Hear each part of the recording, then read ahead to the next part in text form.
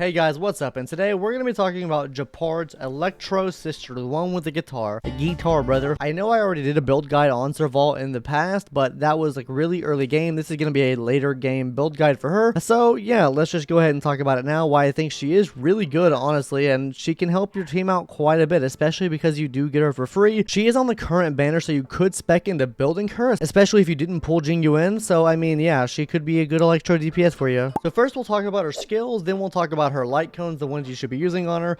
Then we'll talk about traces, relics, and then finally Eidolons, and then we'll do a little character showcase for her at the end. So first, as far as what she does, her skill, guys, is going to be attacking one main enemy and also dealing damage to enemies adjacent to that target. This also has an 80% base chance to shock the enemies, which is a DOT effect based off of Serval's attack stat, and this also becomes increased with some of the trace effects, which we'll talk about in a little bit. But yeah, overall, that's what her skill does. She's going to be attacking multiple enemies and shocking enemies, doing DOT to them. Her ultimate's going to be dealing damage to all enemies and also extend the shock duration by 2 turns if the enemy has been shocked from the skill. And finally, her talent, guys, is after Serval attacks, it deals additional lightning damage equal to a certain amount of her attack to all shocked enemies, meaning if the enemies are shocked, you are going to be dealing additional damage to those enemies. This means whenever you use your ultimate with Serval, she's going to be dealing additional damage if those enemies are shocked. This also plays into the skill and basic attack as well, but that's just the main gist of it. So with all of her skills out of the way, let's go ahead and talk about the light cones you should use for now. Best in slot as far as light cone goes, guys, is going to be Before Dawn. A 5-star light cone, definitely the most pay to win light cone on here.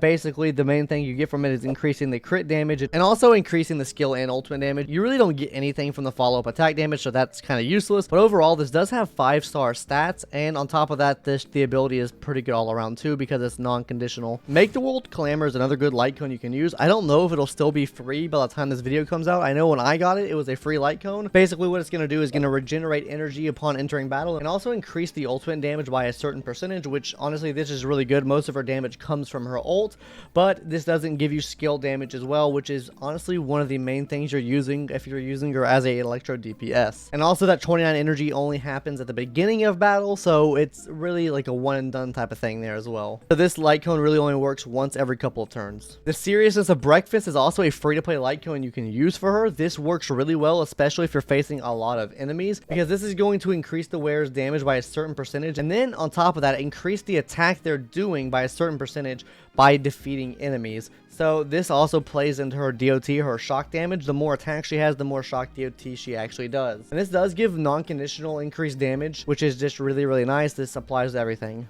And then finally, today is another peaceful day. This is a battle pass light cone, so you do have to pay to actually get this light cone, but it is really good on Serval because it does give non-conditional damage. It gives more damage than the Seriousness of Breakfast does. While the Seriousness of Breakfast does give a 12% damage increase at an S1, this is giving a 20% damage increase as an S1. So that's just an extra 8% of damage done. This is non-conditional. This really just plays off the amount of energy you have. Serval has 100 energy, so that do the math on that, it's 20% extra damage. So as far as like light cones you can use, there are a lot of options here. I would use the one with the higher super imposition. If you did pick up the battle pass light cone, I would definitely use the battle pass light cone over Make the World Clamor and the Seriousness of Breakfast. If you have the 5-star light cone, use that one. But like I said, these other two are pretty good options as well. Just Before Dawn and Today is Another Peaceful Day are the two best light cones for her, in my opinion. Also, I don't know if I said this before, but Before Dawn is the best light cone for any Eidolon character or Edition character, however you say it.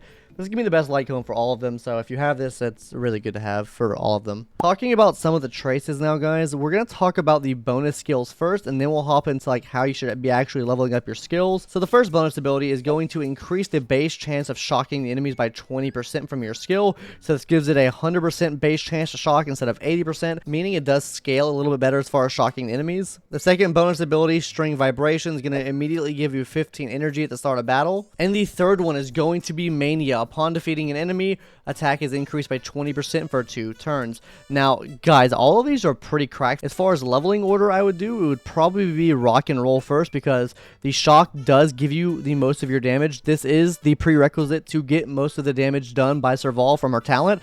So I would level up this one first to increase that base chance. This also has the path of effect hit rate as well, so effect hit rate plays into that too. So you have the 100% base chance, and then effect hit rate will raise that chance of actually shocking the enemy. Number 2 would be Mania because it does does give you extra attack when you kill an enemy, which you'll ultimately be doing with her because she does do AoE. And then finally will be Strong Vibrations, which gives you 15 energy at the start of battle. This one right here is just honestly kind of weak because it only activates one time at the very beginning of battle. So it's very conditional, that being the very start of battle, and only that time it's used. So as far as leveling up your skills goes, I would honestly probably level up the talent first, because this is going to increase the amount of damage that you're going to be doing to shocked enemies. While leveling up the skill is nice, it doesn't increase that base chance at all, but it does increase the amount of DOT you can do. As far as what I'd level up next would probably be the skill, just because it increases the damage by a lot, and also increases lightning DOT as well, so it's increasing 2 avenues of damage for you. And then finally, I would upgrade the ultimate. It does do pretty nice damage already, but I would upgrade this last because it is only giving you that damage. You already have that increasing the shock duration by 2 turns. So yeah, this is just kind of okay. I mean, this is where a lot of your damage is coming from, but you are doing more with the skill and the talent overall. Also, guys, as a quick side note here, I would be upgrading into these little side nodes as much as you can as well, especially going for the effect hit rate, because this is going to increase the amount you can actually shock the enemy. The more you can shock the enemy, the more damage you're just going to be able to do if you can shock them, because you need to shock them to do damage. Hey, chill, stop right there, guys. Before we talk about the relics, make sure you subscribe to the channel if you haven't already. I would really appreciate it. If you've gotten to this point in the video and you're still watching, I would really appreciate it. A little subby sue if you could. Anyways, guys, let's go ahead and talk about the relics now. Alright, guys, but with that being said, let's go ahead and talk about the relic set now. Wee woo, wee woo. We love relics here. Grinding relics is so fun, isn't it? We're running a 4-piece sizzling with a 2-piece Salado. Me personally, guys, I don't like running Salado at all. There is a better set for this, but I was farming and I couldn't get a good set for her. I would honestly recommend 2-piece Space Station because this does increase lightning DOT.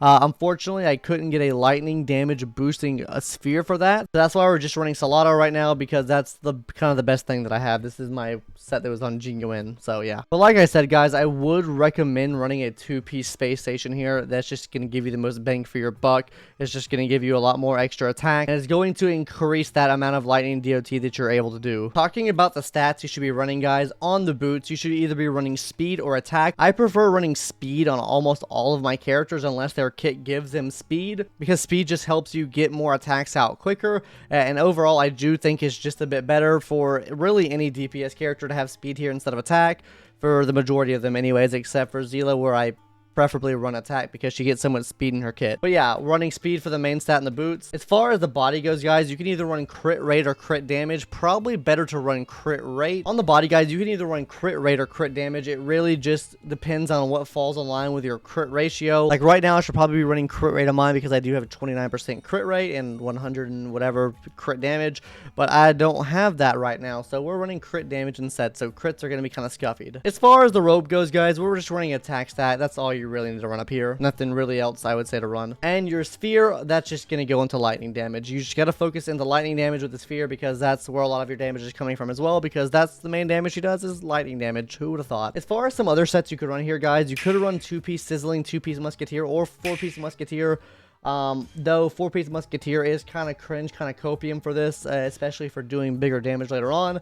I would recommend at least running a 2-piece sizzling, 2-piece musketeer. I think your damage would increase by a lot just by running that. But you know, why listen to copium man like me? But anyways, guys, let's go ahead and talk about the substats now you should be running on her. And it should be pretty obvious as far as what the substats you want, guys. You obviously want to spec into crit rate, crit damage, attack, and speed. This is just the main thing you spec into with DPS characters. I mean, this is what the main thing getting their damage up.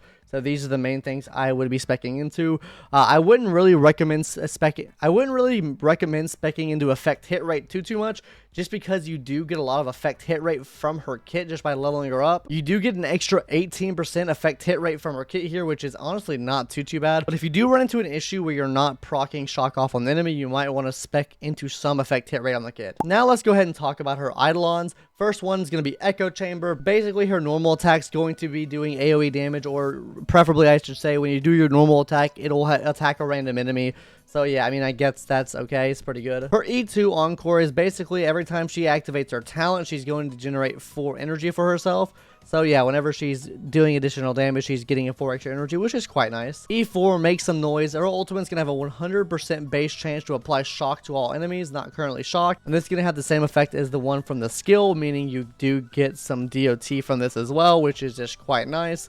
But I don't think it's really that necessary, but yeah, whatever. And then finally, E6, which is by far her best. This song rocks the heavens. Serval deals 30% more damage to shocked enemies. This is the best. This is the one you should be going for if you want to run this as your main DPS. Unfortunately, it does come at a big cost of E6, but if you pull a lot when you're pulling for either Jingyuan, Zila, or on your standard banner for that matter, this might not be too bad depending on what you'll get. I mean, eventually you'll get to E6 at some point in the future, and I think she will become really, really good here. I think she could probably be viable for like a main Electro DPS for you when you get this. But as of right now in the game, if you don't have this, then kind of copium, but yeah. Alright guys, hopping into the battle here, we're going to be using the same build as we used for the Asta build guide. Basically, we're using Tingyuan, Asta, Gepard, and instead of Jingyuan, we're going to be using Serval instead to act as our Electro DPS here. Now guys, keep this in mind, my Serval is only at a level 50 right now, and all these enemies are above level 70, so the damage does get a lot bigger whenever you get to a higher level. So yeah, this is just going to be kind of crazy. Just watch this damage whenever she pops it off here. So first we're going to buff up with Tingyuan here, obviously. Go ahead and use the ult over here as well. She does recharge her ult up really fast already. What I do want to do first though is I want to try to shock the enemies first. Yeah, we have that shock now, so we do get the additional damage off now. Let's go ahead and use the ultimate here. Yeah, 17,000 damage from her ultimate. Actually, that is so crazy. And she's only level 50, guys. Keep that in mind. She is not a bad DPS. A lot of people say that Serval's DPS is just not there, and I can't disagree with more of that, honestly. Her DPS is pretty solid, especially if you build her correctly. And she's doing this at level 50. Keep that in mind, guys. Alright, let's go back in for an ability here again. We'll get 2 shield breaks, an extra 9,000 damage there. And yeah, but her single target damage is where she falls off, 5,000. I mean, it's not that much. The Lightning Lord will do a lot more damage. She does do more damage than Jingyuan as far as like her skills go and stuff like that, which is really nice to see, even with him having like 5-star stats. So yeah, it's kind of crazy to see that. But yeah, overall, less damage all around than Jingyuan. But like I said, not anything to scoff at. I do think she is still pretty good. 6,000 damage there. Let's go ahead and hit the ultimate. It probably won't be that much damage. Yeah, 4,000 damage. I think her skill does do a little bit more. Her skill did a little bit more there because the skill crit and the ultimate didn't. Break the shield, Serval. 8,000 more damage. Dude, I can't be happier with like Serval's performance at level 50 here. Like I said, it's going to get a lot higher at higher levels, guys.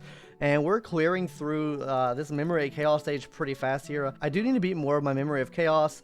I really haven't touched it much because I'm trying to wait for the new update to come out, because if I pull Silverwolf, I'll be using her as a main on here. But yeah, if you guys want to see any videos on like Memory of Chaos or how to beat it, or teams you can use to beat Memory of Chaos with, let me know in the comments below. I'll try to make a video on that. But yeah, guys, let's just go ahead and finish this one off here. And then there we go, an extra 5,000 from the ult there. Yeah, and we beat it with 36 cycles remaining, which with the other team with Jingyuan, we beat it with 38, so he does get an extra 2 cycles up on her. Now, he is level 70, she's level 50, so yeah, I mean, the damage would increase quite a bit. I don't know if it would be enough to necessarily, say, push her over to that 38 cycle threshold, but overall, I do think she does provide pretty good damage for the team. Anyways, guys, that's going to do it for today's video. I hope you liked this revised, I would say, build guide on Serval. So yeah, if you want to check out any more build guides, I have a playlist at the end of the video you can click on. We'll also have another build guide come out on Don Heng in the couple days from now. I just got to get them built a little bit more, so it might come out a little bit later than that. I'm not sure yet. You might get a build guide in between that. Anyways, let me know what kind of content you want to see on the channel, guys. That's going to do it for today's video. Hope everyone enjoyed. Please subscribe if you haven't already, and I will see you in the next one later. Bye-bye.